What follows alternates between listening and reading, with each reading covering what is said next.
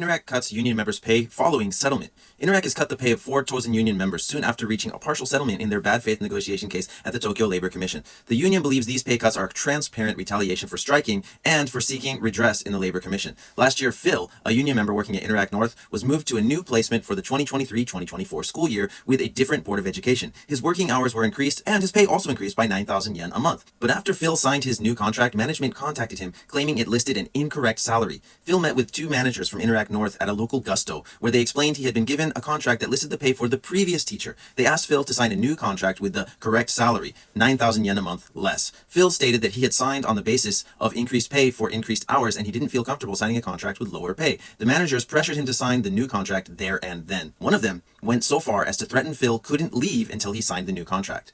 Phil did not sign the contract, but contacted the union. When Tozen reached out to Interac, they claimed that Phil wasn't threatened. They never contacted Phil for his side of the story, but when the union asked who they had interviewed about the incident, Interac claimed they had spoken to those involved. Thanks to the union's intervention, Phil was able to go to work at the rate of pay he'd originally agreed to. Toward the end of the school year, he received an email from Interac saying that he would be paid the same rate for the upcoming year. When he received the new contract, though, Phil's new monthly salary was reduced by 9,000 yen.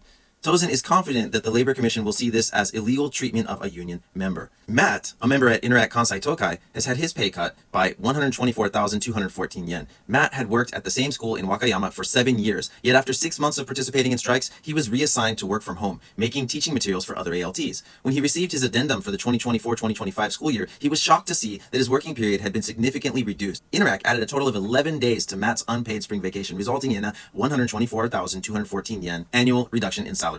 In collective bargaining, management claimed that Matt's suggestions, due to his abilities and experience as a teacher, could help other ALTs perform better in schools. If that's true, then why wasn't Matt offered a management position and a raise in pay? The union sees this for what it is: retaliation for Matt's union activism. Jesse and David, ALTs at Interac Kanto South, were given a different kind of pay cut. Both teachers previously worked without issue as morning standby substitute teachers, a position that comes with an allowance of about 1,000 yen per day. For this school year, Jesse and David lost the morning standby position and the allowance.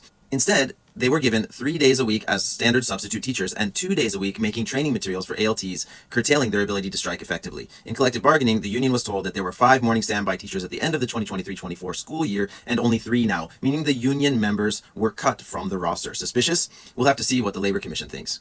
Interac must stop its antisocial treatment of union members. The company risks losing all the goodwill they gained at the Labor Commission following their efforts to settle with the union. Tozen Union has issued a deadline to Interac that coincides with our June 17th Labor Commission hearing. We will not accept retaliation against union members for exercising their constitutionally protected trade union rights. If Interac doesn't retract these pay cuts by our deadline, we plan to hold a nationwide strike of our membership on June 17th. This strike can be avoided if Interac would just play fair. Interac still have not learned that they cannot bully our members into submission. Tozen will continue to fight whenever Interac treats our members disadvantageously. We will continue to strike. We will continue to press our case in Labor Commission. We will not stop. Interac's only option is to negotiate and settle with us in good faith. They have done so before and we know they can do it again. We await their return to the table. Do you work at Interac? Email our case officer Jerome Rothman at tozen.rothman@gmail.com for a free confidential consultation.